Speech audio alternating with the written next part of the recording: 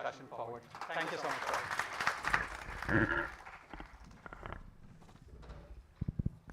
Good afternoon, ladies and gentlemen, and always a privilege to have a wonderful panel here.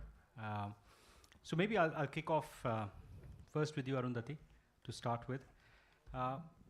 As you know, when we did our study, obviously you and Aditya were significant contributors to that study. We've seen that the informal workforce basically faces about 5 really systemic roadblocks. One is being discovered and trusted. Second is getting some steady demand. Third is getting fair and timely payment. Then upskilling, that sort of translates into higher productivity. And of course, accessing protections, insurance and others. So how do you see these challenges playing out in the future, and what or which of it must be prioritized in the next 12 to 18 months? So given the fact that ours is a very populous nation, I don't think we have a way other than a digital way of addressing these solutions.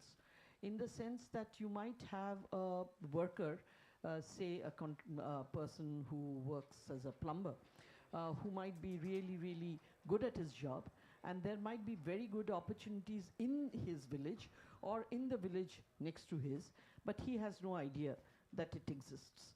So this lack of knowledge is not something that you can manage to do away with unless you have some kind of a marketplace where people can put in not only their credentials and their experience, but also be able to access the opportunities that are there for their kinds of jobs. That's one piece.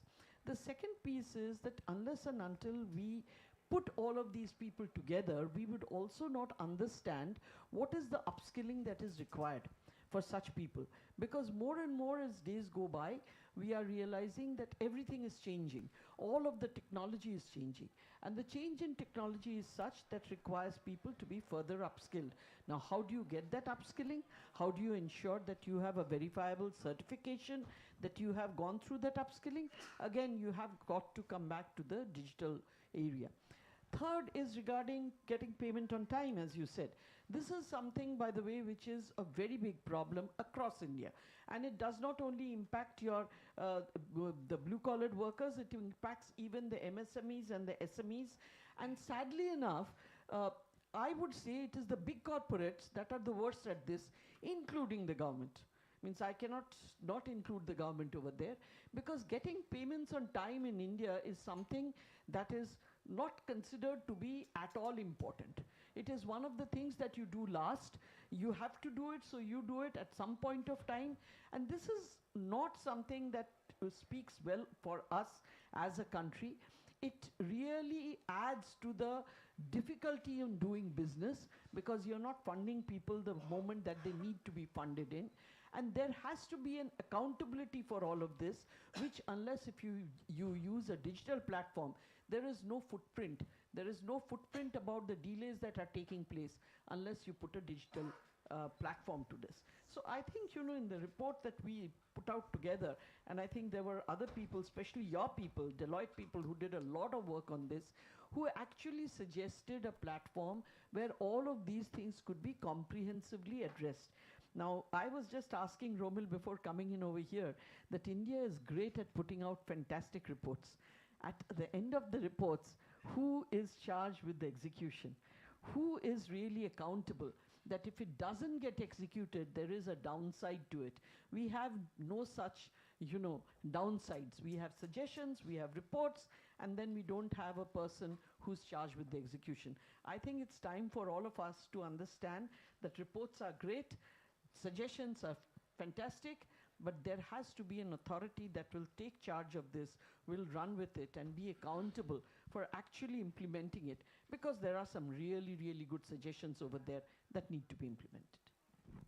Thank you, Arundhati, and you know why she was the SBI chairperson, because she's got a strong mind of her own and always willing to challenge the status quo, which I think in her own life, as well as, of course, in the various positions that she's held. Thank you, Arundhati. So, Manisha, a question to you now, and this is really about Maharashtra, obviously. Could you sort of share an overview of the work being undertaken by your department for the benefit of all the delegates here, and how is it working towards enhancing human capital and social inclusion? So first of all, thank you so much for having me here. I'm looking forward for a great dialogue with this esteemed panel members as well as all of you. I head the Department of Skills, Employment, Entrepreneurship and Innovation. That is why it is written SEED, so it's not a very common kind of a department. This is a newly constituted department in Maharashtra, and to put it simply, it is overseeing the entire vocational education spectrum. So there is 1,000 plus institutes, ITIs, government and private, which are the cutting edge. They are the cradle of creating skilled workforce for the industries, manufacturing and service sector, but mainly the manufacturing. And so all the ITIs are under the department oversight. But we are also looking at short-term skilling programs through our Maharashtra State Skilling Society. So all the Government of India programs and the state budget resources for skilling. Then we have a state board of vocational education and training. So if you are a private provider of skill training, then the accreditation and recognition of the courses is done by our state board, and affiliation is also given, because today you know that there is lot of duping of people, ordinary people. There is no information as to whether the courses which are given in the market are actually accredited or have a value. So this body does the independent assessment of the training institutes and gives affiliation and recognition. And then to complete this spectrum of, because you know that the students from ITIs or from people who are doing vocational education, they might have aspirations for higher education and independently also. So we recently you set up a public State Skills University, Ratan Tata State Skills University in Maharashtra. So that is also doing pretty well now, I mean in its infant stages. And then we have a Maharashtra State Innovation Society, which is under my department, which is looking at promotion of startups and incubators. So this is a whole spectrum of the work that we are doing. But not to miss out the vulnerable groups for social inclusion, we are also partnering with agencies to do skilling for jail inmates, prisoners in jail, people with disabilities, women, tribal areas and all. So that in brief is the work that we are doing. Thank you, Manisha. Aditya, one of our core insights from our study was that productivity gaps often come from sort of inefficient workflows and tooling deficit rather than any work effort. So as we look to increase productivity 10x to really realize Viksit Bharat aspirations, what guardrails do you think should be in place so that technology augments workers, improves their safety and earnings, and does not really replace them altogether? Yeah. So thank you very much for having me on this panel. It was great fun to be part of the committee at Niti Aayog as well, which put this together, thanks to Deloitte's efforts. I think when we're talking about this informal labor force, we're all imagining this electrician who's coming to our house, right? And so we're imagining an upgrade of that. We at the Piramal Foundation are working with the bottom quartile of India. Okay? Largely the top quartile is sitting in this room and driving the growth. The next quartile sort of supports that growth by being drivers, electricians, plumbers. The next quartile is just about surviving. And the fourth quartile, honestly, first of all, you have to tune into it to even understand how badly off there are. There are still, as per official statistics, over 200 million people in India in poverty, right? So the areas where we focus, which are the 5 eastern states, for example, I mean, so when you're talking about productivity deficit, I'll give you a few statistics, right? Because we're imagining this is a plumber who's coming into my house, and how do I increase this thing? But what about the women? 50% of India is women, right? And the states where we work with, Jharkhand, Assam, Chhattisgarh, Orissa, Bihar, these states, today, the number is at 36% of women getting married below the age of 18. What is going to be my productivity gap? I got married before the age of 18. My productivity is measured by how fast I produce the first child and the second child. And all my energy is going into just taking care of children. What is AI going to do for this girl who by the age of 20 has 2 children and at home? Right? what is it going to do for the tribal who's still in the Dandakaranya forest in South Chhattisgarh? So that group of people has lower growth rate than the median of India. As it is, they were lower, and they have lower growth rate. So really increasing productivity for that group, I think, is going to be key, because it's not about taking the top quartile to $29,000, right? That is going to happen, or it's going to happen because there are automatic mechanisms in place in the market to incentivize that productivity gain. The bottom quartile is not yet plugged into the market, right? These are the 70 million people who are in poverty in these 5 states.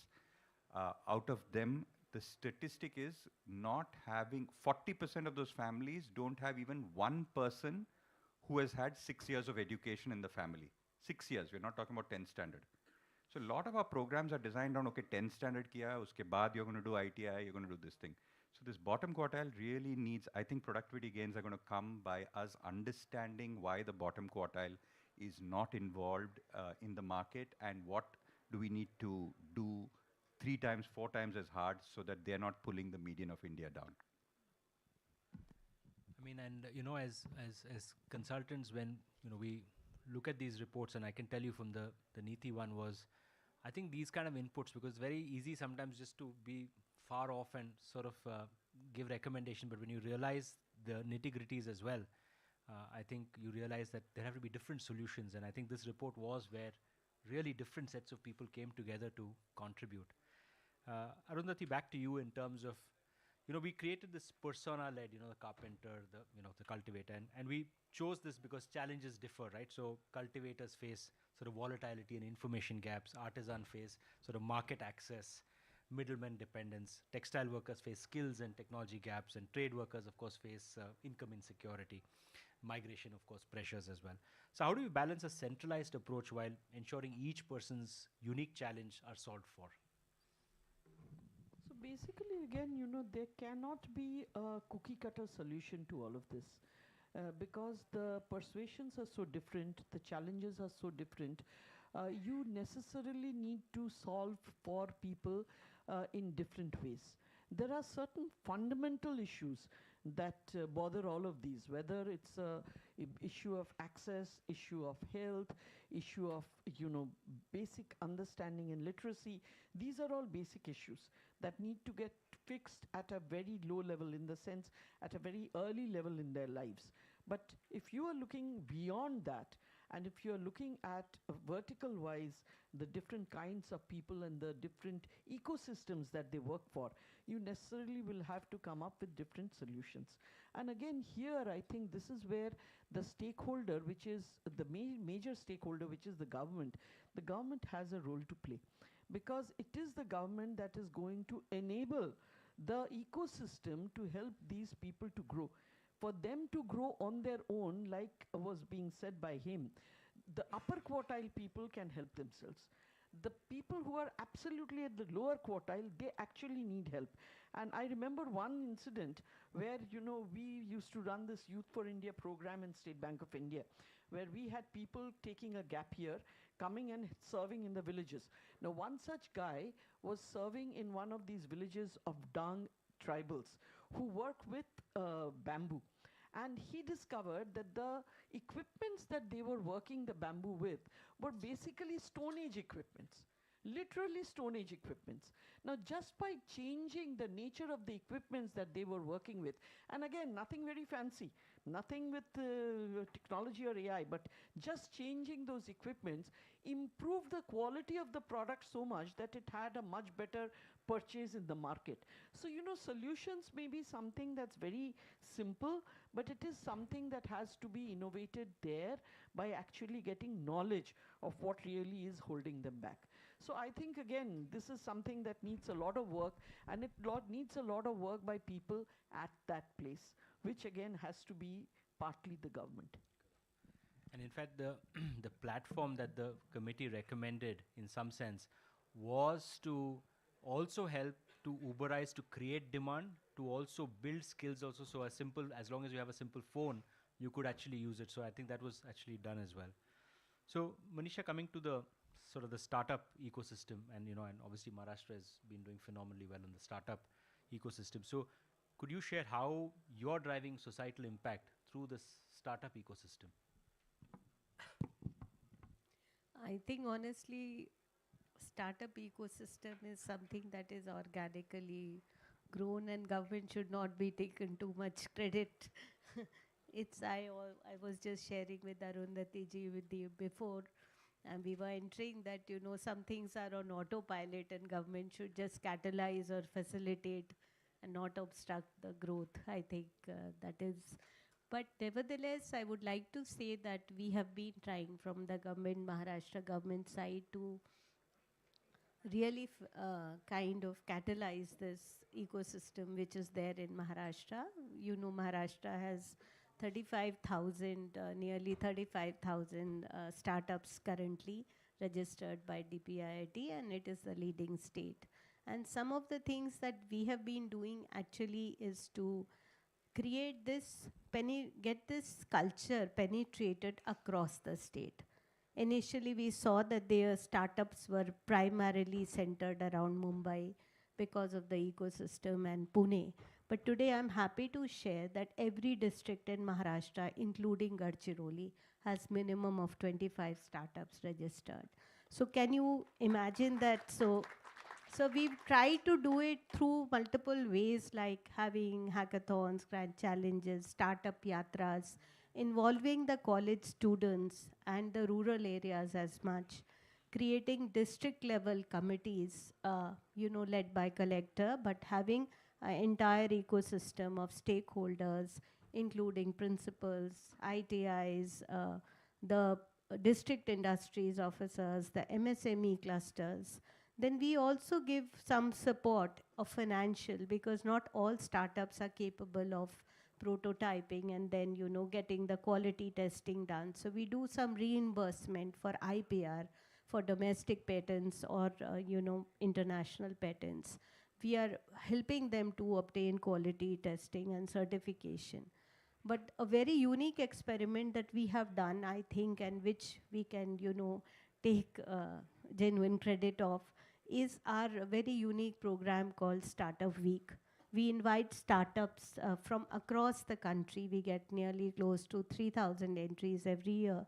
And they are shortlisted by an independent jury of domain experts, VCs. And then we have their pitching done before second round of independent jury. Now, these are not startups with, we are looking at startups and their technologies and innovations which have a large social impact. So just to give you an example, the sectors are actually clean energy, mobility, agriculture, health, education, fintech. These are the kind of sectors. So I'm happy to share some examples, like there was a startup, and then we give them as awards, direct work orders up to 25 lakhs. In recently, we have increased from 15 to 25. So otherwise, startups are stuck for procurement policies of the government. They are not able to compete with the tender systems that are there. So we give them a direct work orders as winning prize. And then we connect them with the domain departments to roll out their innovations.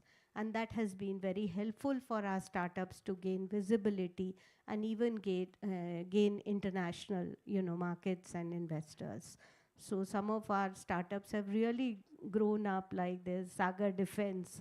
Now today it's called Sagar Defense. We started with their, now today their technology has been upgraded for marine surveillance, and Indian Navy has also placed orders and they've created a manufacturing plant near Nasik. We have new dogs recently.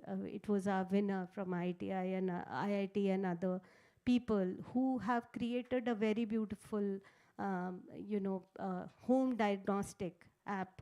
On phone, you can have more than 30 health parameters at a very low cost. We have Pad Care, which has done the entire thing of menstrual hygiene management and disposal of sanitary pads in a sustainable way. We did their pilots in Mantralaya itself to do the, see the proof of concept and give them the work order. So we have, I think it is New Motors, I remember, very interesting for physically challenged people. that their wheelchair converts into a battery operated two-wheeler when it for the disabled person. So I can cite lot of examples, and I would say even in the areas of agriculture and clean energy. So these are kind of some efforts that we have been doing, and hopefully we'll take it to the next level with the help of such experts. I think it's fantastic work. And on a lighter note, of course, Manisha ji, we also struggle on the tender side. So, so maybe Aditya. It's a skill in itself. So Aditya, I mean, from your experiences, where do digital or sort of AI-led interventions for the informal force sort of break down, and what are some of the learnings from the past? So like you said, that's you bucketed into the 4 categories as well. So we've done a lot of digitization work. In fact, we've showcased it even at the expo, and we work with the government to digitize government health systems, digitize government education systems, agri, water, any space. Digitization normally adds value. But here, when we are talking about the informal labor force, I think we have to look at the mental model here. When we are talking about white-collar workers, right, like Deloitte or a lawyer firm, they got aggregated more than 40, 50 years ago, right? If you went back 100 years ago, you had an individual chartered accountant, an individual lawyer, an individual banker, or an individual consultant. Now you have firms. Now, as soon as you've aggregated, you get lots of benefits because you get specialization, and then you can reintegrate to offer a more complex service, right? Or you get more skill capability growth for each person. You can get quality standards. The customer knows what he's buying. Right? So in the white-collar workforce, this has already happened. In the blue-collar workforce, on the other hand, tell me where you will go for quality of electrician. Right? You'll end up asking your neighbors, हाँ वो अच्छा करता है लेकिन वो आता नहीं है. What about a carpenter, tailor? हाँ वो blouse अच्छा सिखाने मतलब मैं आपको भेजता हूँ. Right? We've not yet organized the blue-collar workforce in a way in which the customer can choose quality predictably. Right? As an urban consumer, I will face more than 80 brands a day. Even my salt is branded, it's catch. You walk into a village today, nothing is branded, right? तो उस माझी के पास जाओ, वहाँ पे हींग अच्छी मिलती है. So the need to aggregate is very critical to improve quality of service. And this is what we tried with our farmer produce organizations in order they could improve. But if you see, there are multiple models for this aggregation, right? You can have the Fab India type model, right? The Fab Indias and the type model where it's a private sector, Fab India, high design. High designs helped the entire supply chain in leather. Fab India helped in the entire textile supply chain, right? You can go in that private sector type model.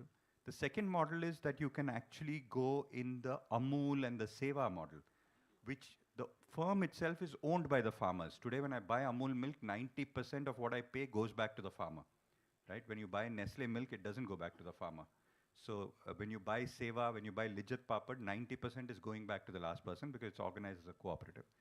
And the third is then you've got the urban clap model, right? Which is saying, okay, I will certify the person and he's got a 4.5 rating, so therefore you choose him. You choose this physiotherapist, you choose this carpenter, you choose this plumber.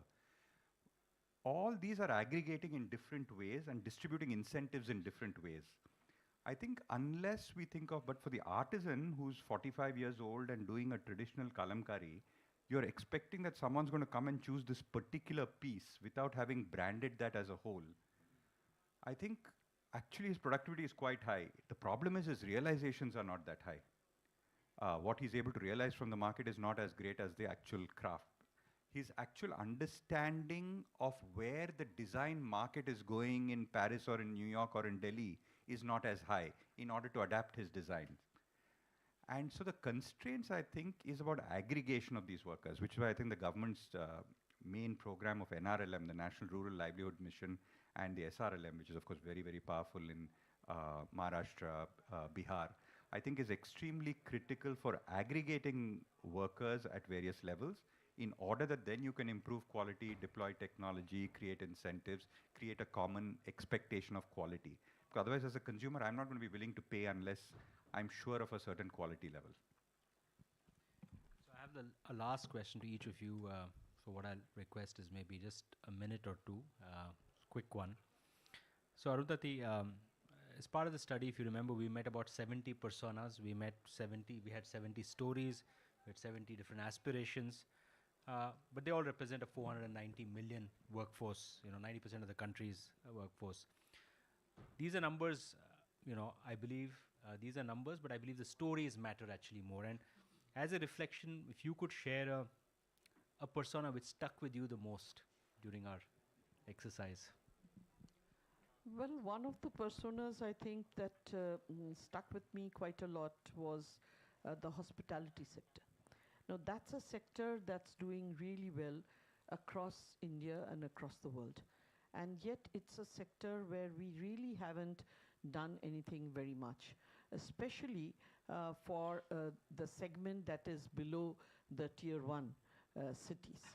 Whether you talk about the level of service, whether you talk about hygiene, whether you talk about the way that India tells its stories, and there are so many stories that India can tell, because this is a civilization that is 5,000 years old, and there are so many things that you can showcase over here. You have nature, you have the mountains, you have the seas, you have culture, you have temples, you have old structures. Like, you ask for it and it is there. And yet this is one sector where we really haven't done well.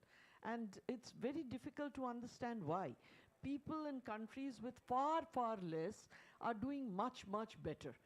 And this also is a very labor-intensive sector. We talk about people not having enough jobs, and why not? Because this is a sector that can provide a lot of jobs. There are so many wonders in this country which we ourselves as Indians have not witnessed. Okay, and this, I think, is something that the government needs to take up on a really urgent footing, because not everything is going to happen on from the private side. But of course, the private sector coming in over here in full force, along with the government, should actually mean a great deal to us, because this is also not going to be something that is not going to give us foreign exchange. It will give us foreign exchange. It will give us enough amount of employment. And more than anything else, I think, it will showcase what India is all about, which I think is very important. So if you ask me, that was one place that I thought, we could do a separate study just on that, to see whether we could do something more for that particular segment. And I can tell you she was as passionate then also. I remember this discussion as well, specifically, but it is a fact that hospitality tourism actually is a force multiplier, because it also impacts so many industries, right? So, Manisha, in terms of industry partnerships, so really when it comes to employment, an important ally is industry partnership. What special efforts are there to sort of deepen collaboration between industry and the government for societal impact? A quick... Okay, before I go to industry, I just quickly wanted to respond, because I remembered I was few years ago tribal department secretary, and we used to have a small fund called Nucleus Budget Fund, which was untied. We could do some locally contextualized responses. So I do remember one of my department officers saying कि ma'am मुझे tribal areas में homestays बनाने हैं. And beyond Nasik, there's Bhandardara Falls and area, and there is fireflies. There is a cluster of tribal villages which have got these fireflies before the monsoon sets in. It's a beautiful sight. I would ask some of you to explore if you haven't. And then I funded that time few homestays, which was just 1 lakh rupee for villagers to make some extra room and furnish it with iron furniture, 1 bed and mattress and something. They couldn't even afford that, because they were all small marginal farmers. And I forgot about it, and I did it out of the way, because there was no such scheme, but I designed it for them because I trusted my officer that he'll use it well. And then he said, "Ma'am, aap aana, wo log acha business kar rahe hain." And 3 years ago, I had left the department few years ago, and I traveled to Bhandardara area to catch these fireflies. And he said, "Ma'am, वो आपको याद कर रहे हैं कि आप उनके घर आके खाना खाना." So around from 11 at night till 2 in the morning, I was looking at that tract of fireflies, and then I visited that village hamlet. She cooked that jwari, bhakri and everything. And she was so happy to share with me, the lady of the house, की ma'am ये वाला कमरा है, आपण पाहुणेसाठी घेतो आम्ही. Maharashtrian जेवण त्यांना देतो. मतलब we are giving authentic Maharashtra food and lot of people come and stay in my room. So one example, I just got, some warm remembrances. And I'm sure there are so many efforts that are happening, but as ma'am was saying, we have so much to do in terms of aggregation, a systematic kind of approach to kind of tap the potential of tourism as well as our rich culture and diversity that we have. Coming quickly to industry, we've created industry has a major role because we keep talking about industry aligned courses, matchmaking for the job seeker and job provider, but it is our industries which are the job providers, whether it is small scale industries, MSMEs, or they are big industry associations or service sector. So what we have done is actually to modernize curriculum of our ITIs. We have started, we have created a PPP policy, public-private partnership, in which we are ensuring that if an industry-led anchor partner is there, we will give our ITI management to the industry for 10 years or 20 years. And we will give them freedom to design curriculum, to have expert faculty, and even converge our resources. This is something that Maharashtra did before. Recently, Government of India has also announced PM Setu scheme, which is akin to this kind of concept of developing ITIs along with industry partnership. But on a regular basis also, we are trying to tap industry expertise for OJT on the job training, apprenticeship programs, advising our institutions, academic institutions. Another good example I would just like to share, because it's a recent one, we have introduced short-term training courses and opened the ITI to non-ITI students in the evening for optimal utilization. So in the evenings and on, we can have short-term skilling programs. We are looking for partnerships. One good partnership we have done is with Mahindra tractors in Gadchiroli for tribal students again. And we've done the first batch of certification in Mahindra tractors technology and with 100% placement in Gadchiroli. So some things like these, I can give you examples of industry partnerships. Thank you, Manisha. Aditya, final But question. one line, this is not enough. These are, we really need industry to engage very deeply. There are structural kind of issues that we are really open to partnerships, but I think industry needs to come forward. Aditya, final question to you. Of course, the Piramal Foundation has really deep experience in community-led development, the last mile governance, and of course, behavioral change. In your view, what behavioral change levers are the most critical to sort of unlock adoption and also trust amongst the informal workers? You're asking a question about which we spend all our time on, and I'm going to try and summarize it in 2 minutes. Let me give you an example of a very basic technology, right? Government of India has a huge national digitization program for healthcare workers. There are over 1 million ASHA workers in India who are the last mile delivery for all health services. An ASHA worker still in many states has a manual register in which she fills up the pregnancies. She has 54 different things to track. She has a separate register for pregnancies, separate register for TB, separate register for nutrition, separate register for adolescent girls. In most states, that was not yet. Now you'd imagine, come on, that's like the easiest thing to automate, right? Because it's a tool, she goes to each home, there's a geotagging, and then you have the database, and then you fill up what's the latest problem, so that her surveys are more efficient. Bihar alone, and we went into Bihar to try to digitize this, and Bihar alone has over 100,000 ASHA workers, right? And we thought, ye to 3 mahine mein ho jayega, because we had the technology. The point is the technology adoption is a separate skill from the technology, right? And when you think of technology adoption, again, we're thinking of the white collar person in this room. When we saw the people who had to adopt this, we saw that they were in 4 categories.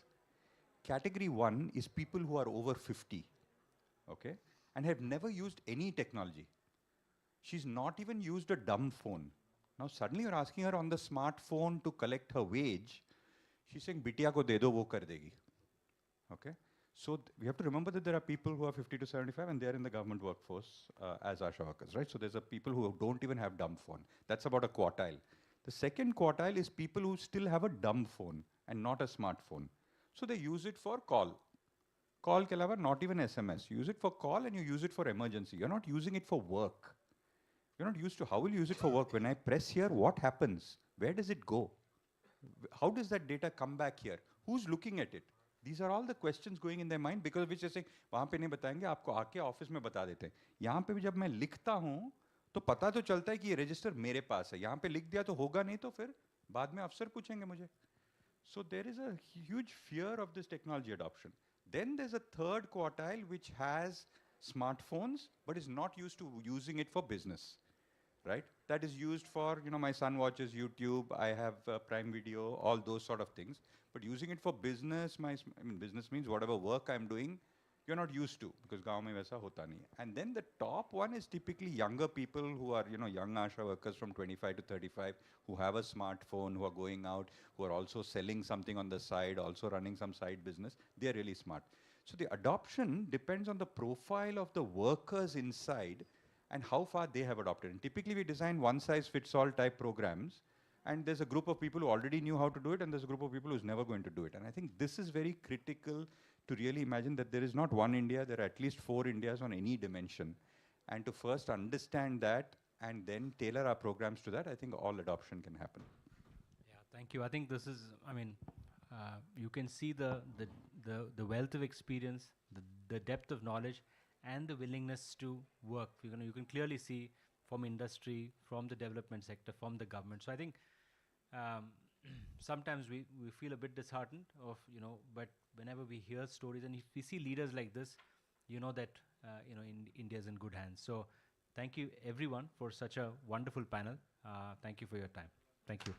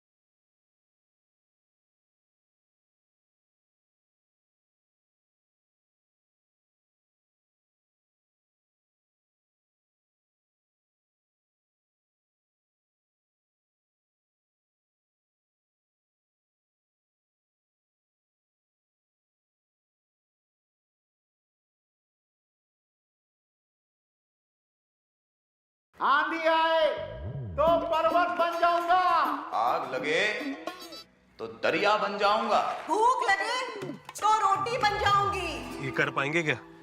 इनका तो पता नहीं, पर उसने तो कर दिखाया। Kotak flexi cap fund 15 सालों से मार्केट के अप्स एंड डाउन्स में फ्लेक्सिबिलिटी के साथ लार्ज, मिड और स्मॉल कैप में इन्वेस्ट कर रहा है, जिससे इन्वेस्टर्स को लॉन्ग टर्म इन्वेस्टेड रहने का हौसला भी मिलता है। म्यूचुअल फंड निवेश बाजार के जोखिमों के अधीन है। योजना से जुड़े सभी दस्तावेजों को ध्यान से पढ़ें।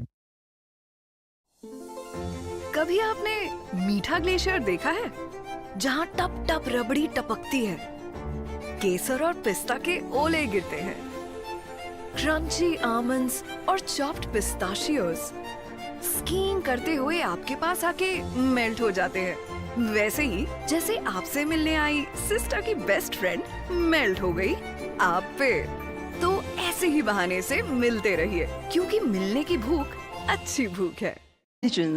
Is a question for many, but not today. Today we've all gathered here for the AI Impact Summit 2026.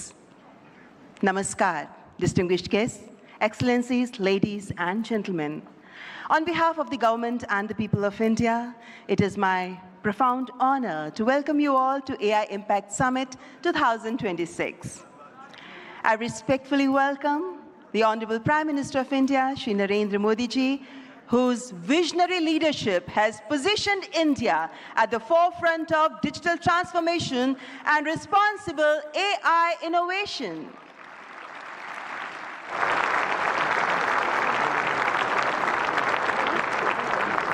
It is with great pleasure that I extend a very warm welcome to His Excellency Emmanuel Macron, who would be joining us very soon, the Honorable President of the French Republic. I also warmly welcome Shri Ashwini Vaishnav, Honorable Minister for Electronics and Information Technology, Government of India. We are profoundly honored by the presence of heads of state, policymakers, global business leaders, researchers, innovators, and distinguished delegates from across the world. Ladies and gentlemen, welcome to this global platform for dialogue, collaboration, and innovation. Welcome to the AI Impact Summit 2026.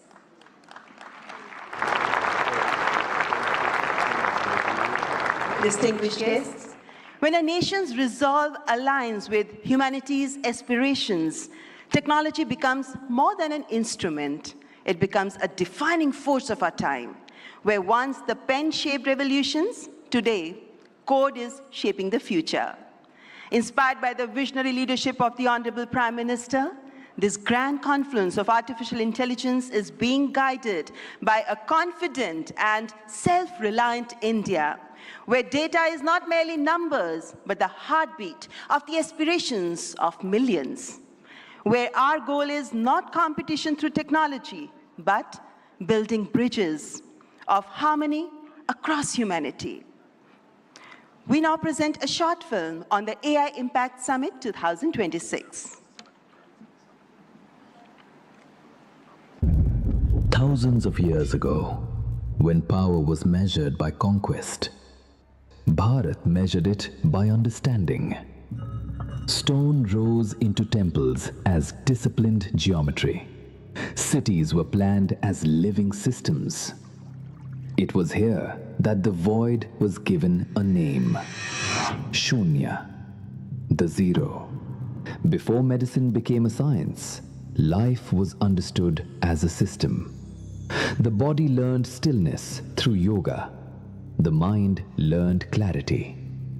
From Nalanda to the digital age, India has built shared tables of learning. And when the world broke, this wisdom became a shield. Care crossed oceans with open hands. Because when India heals, it heals the world.